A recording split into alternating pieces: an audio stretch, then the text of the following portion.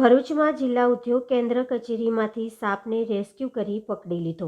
Bharuch collector ઓફિસની પાછળ આવેલા જિલ્લા ઉદ્યોગ કેન્દ્રની ઓફિસમાં સાપ દેખાતા હાજર સ્ટાફ ભેદ થઈ ગયો હતો। આ અંગે પર્યાવરણ પ્રેમી મુકેશભાઈ વસાવાને જાણ કરતાં તે તાત્કાલિક ઘટના સ્થળે દોડી આવી સાપને ઓફિસમાંથી રેસ્ક્યુ કરી પકડી લેવામાં આવ્યો હતો। ત્યારે કર્મચારીએ હાશકારો અનુભવ્યો હતો।